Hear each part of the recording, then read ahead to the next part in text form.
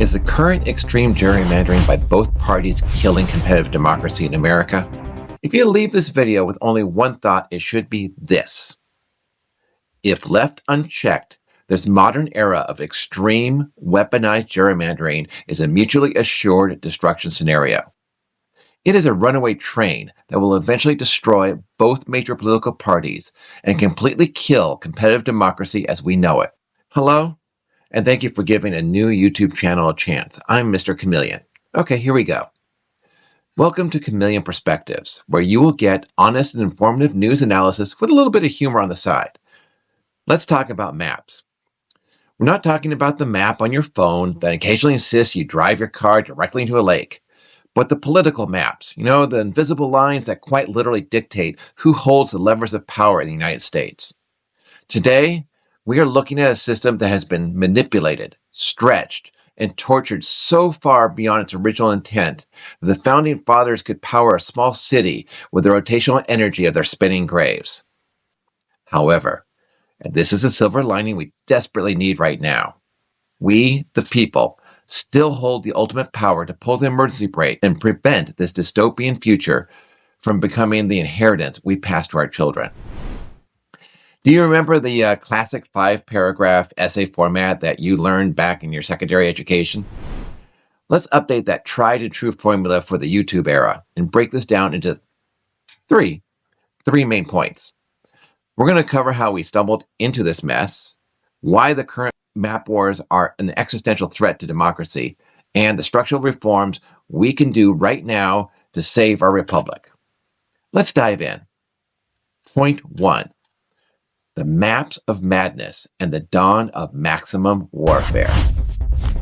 Let's start with how we got here and why this maximum warfare began in the first place. Gerrymandering isn't new. In fact, it's named after Elbridge Gerry, a Massachusetts governor back in 1812, who signed a bill that created a district in the Boston area that looked remarkably like a mythological salamander, hence gerrymander. For a couple of centuries, it was an accepted, slightly sleazy part of the American political tradition.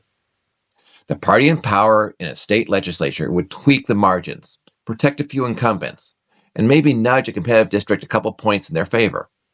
It was gerrymandering with a butter knife.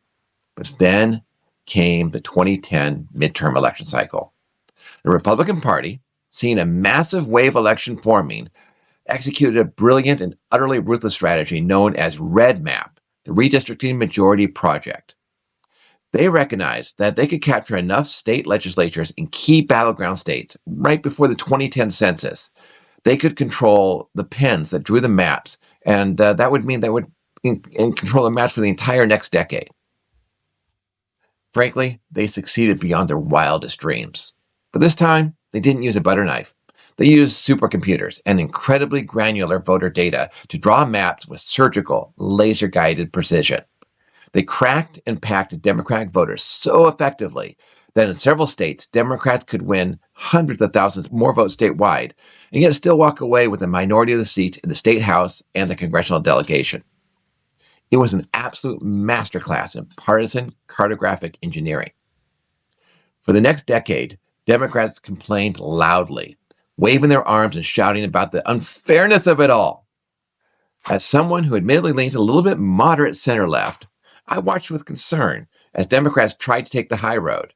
In states where Democrats had power, or where citizens leaned liberal, they pushed for independent redistricting commissions. They thought unilateral disarmament would inspire a national movement of fairness. But as it turns out, bringing an idealistically worded agenda to a map-drawing knife fight is a terrible strategy. Fast forward to the post-2020 census redistricting cycle. Democrats finally woke up, and they chose violence. Recognizing that independent commissions in blue states were costing them seats while red states ruthlessly maximized their advantages, Democrats in states like New York, Illinois, and Maryland decided to fight fire with a flamethrower. They began drawing maps just as brutally skewed as anything the GOP had produced in Texas or Ohio. They started targeting Republican incumbents, shredding competitive districts, and trying to lock in massive, unassailable majorities. Suddenly, both sides were engaged in maximum warfare. It was no longer about protecting a couple of incumbents. It was about the complete and total annihilation of the opposing party's political power within state borders. What it meant was the era of the swing district was dead, or at least dying. It was replaced by the era of partisan fortresses. We transitioned from an imperfect republic to a cartographic arms race where both sides were perfectly willing to burn down the concept of competitive elections, if it meant they got to rule the ashes. Point 2. The doom loop of unchecked gerrymandering.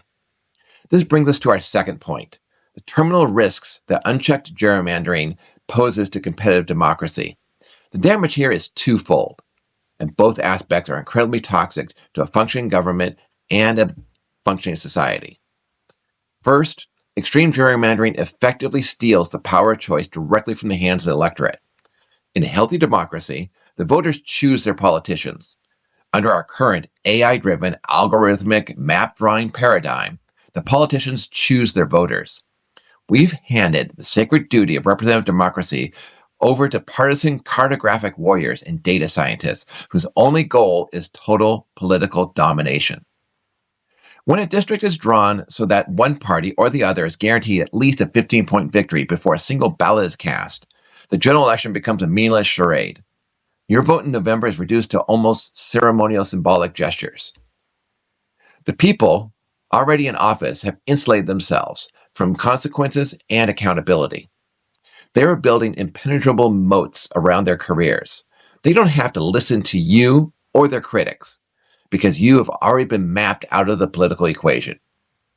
Second, and perhaps even more terrifyingly, the system creates an increasingly radicalized partisan flywheel dynamic. Think about the basic incentives of a competitive district. If a politician wants to win an election where the electorate is somewhat evenly divided, they have to appeal to the middle. They have to compromise. They have to moderate their rhetoric, and they actually have to govern. Now, take a moment after this video is done, and please comment below. Tell me, is your representative more focused on governing or performative outrage for their base? What happens when you replace all these competitive districts with hyper-partisan districts drawn to be like plus 15 or plus 20 for one party or the other? In these plus 15, plus 20 districts, a general election is a foregone conclusion. The only real threat to a sitting politician's re-election is a primary challenge from the extreme fringe of their own party. If you're a Republican in a deep red district on the right, your only fear is someone running far to your right, accusing you of being a rhino because you didn't scream loudly enough on cable news or expressed even the mildest criticism of Trump. If you're a Democrat in a deep blue district on the left, your only fear is someone running far to your left, calling you a moderate Trump enabler for failing to resist sufficiently, or a corporate sellout because you compromised on a minor piece of legislation. This dynamic violently punishes moderation and richly rewards performative outrage. Partisan extremism is financially and politically incentivized. Those extreme voices hold the keys to the kingdom because the maps have been specifically drawn to ensure that only the loudest, most uncompromising candidates survive the primary process, where only the most motivated and often activist and extreme voters from both parties actually vote. We're trapped in a doom loop where politicians only speak to their rabid base, passing no legislation, solving no problems, and raising millions of dollars off of manufactured outrage and anger on both sides. But hold on, don't tune out, don't go off the grid, and move into a cabin in the woods just yet. I want to finish this point on a hopeful note because we, the people, we still have the power to end this era of maximum warfare. We can bring sanity back to this redistricting battle. Take a look at what's happening in Missouri right now. Citizen-led groups are fighting back, using the power of the referendum to invalidate the legislature's gerrymandered map. The legislature carved up Kansas City along historical racial dividing line, Troost Avenue, to gut the previously safe urban 5th district. They split off the predominantly black neighborhoods and placed them in a district stretching deep into the rural farming communities of central Missouri. The citizens of Kansas City have rebelled and looked at the ridiculous map and said, no, we reject this. Now, the legislature is fighting to invalidate the signatures on the referendum before they can be certified. But the state Supreme Court recently ruled in a narrow 4-3 decision that the new maps can remain in place until a special election is held. This is a short-term setback, but that 4-3 ruling tells you that this battle is far from over. But make no mistake, it takes real determination and perseverance to overcome the gerrymander army. Now, this doesn't have to be a partisan issue. The solutions don't need to be partisan either. Voters across the ideological spectrum, from principled conservatives on the right and moderate liberals on the left, they all want their values represented, without the performative outrage from the far right or the far left. The center, center-left moderates, they just want their government to fix the roads and leave them alone.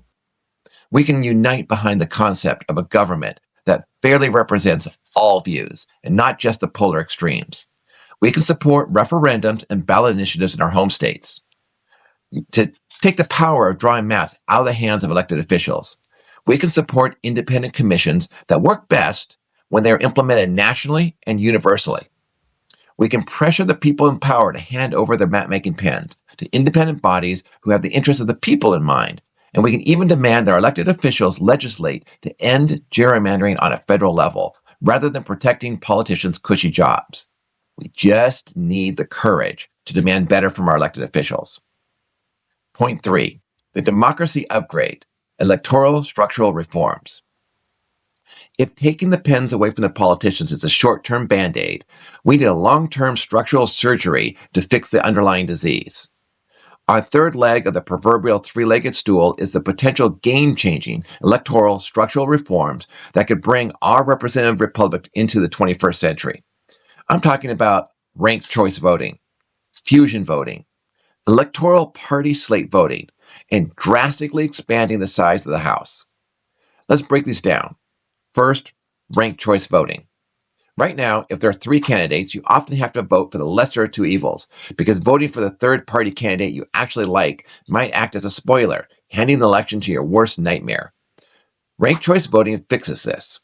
You rank your candidates, first choice, second choice, third choice. If your first choice comes in dead last, they're eliminated, but your vote instantly transfers to your second choice. This allows voters to actually vote with their conscience, without fear, and it forces candidates to appeal to a broader base, because they need the second choice votes of their opponent's supporters in order to win. Suddenly, being a toxic, polarizing jerk is a losing strategy. Second, let's look at fusion voting. This is a system that allows multiple political parties to cross-endorse the same candidate.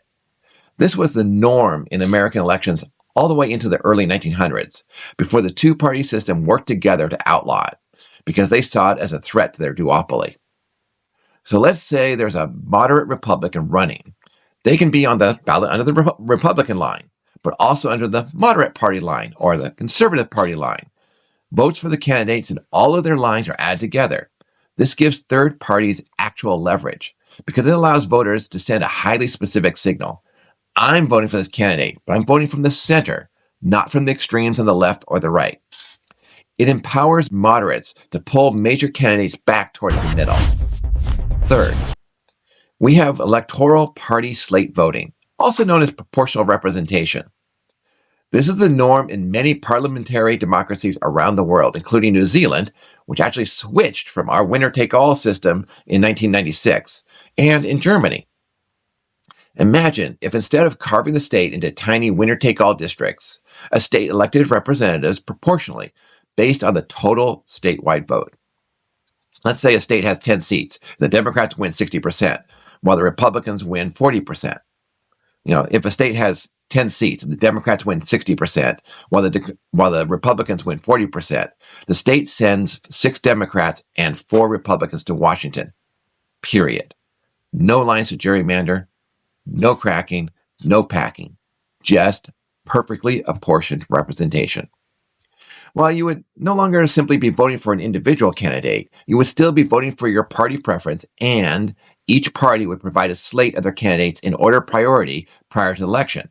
That means if you know your party's going to win about 40%, you know the 4 people that are going to be elected. Or if your party's going to win 60%, you know the 6 people that's going to be elected. So you still know who you're voting for. Finally, let's talk about expanding the number of seats in the House. The size of the U.S. House has been artificially capped at 435 since 1929. Back then, each member of Congress represented about 280,000 people. Today, that number is over 760,000. It is impossible for one person to effectively represent the diverse and nuanced needs of 750,000 constituents. By doubling the number of House seats or more, we make districts smaller, more localized, and vastly more competitive. It lowers the barrier of entry for normal citizens to run for office, and it dilutes the power of big money. This makes gerrymandering exponentially much more difficult. This isn't a solution that just benefits racial or ethnic minorities either. Consider the stark reality of a gerrymandered winner-take-all map. While the 17.8 million Trump-leaning residents in Texas enjoy robust representation, California's 15.2 million Trump-leaning residents are virtually silenced, despite comprising nearly 40% of that state's population. Supporters of either party living in areas where the other party dominates can still earn representation if we aren't afraid to reform our electoral system. Imagine the benefits of combining multiple reforms and what that could accomplish. A conservative living in a deep blue urban area like Seattle or Brooklyn would finally be able to help elect a representative who shares their views, rather than having their vote swallowed up by a sea of blue. A liberal living in rural Wyoming or Texas Panhandle would finally have a voice. Minorities in all areas would have a real mathematical chance to elect representatives that reflect their realities, no longer cartographically swamped by a regional manufactured majority. Every vote would carry real weight everywhere. The geographic sorting that currently divides our country into red rural areas and blue cities would finally loosen its stranglehold on our politics. Conclusion: saving our republic. To bring this all home and reaffirm our original thesis, out of control, extreme gerrymandering is a terminal cancer on the body politic. It is an existential threat to competitive democracy that acts as a supercharger for political extremism, performative outrage, and the utter paralysis of our government. If we continue to let politicians pick their voters, we are guaranteeing a future where the loudest, most partisan voices rule over the silent, exhausted majority. But as dark as that sounds, the final chapter has not been written. There are solutions right here, right in front of us. In the short term, support citizen referendums and ballot initiatives. Claw map drawing power away from state legislatures and hand it to independent commissions.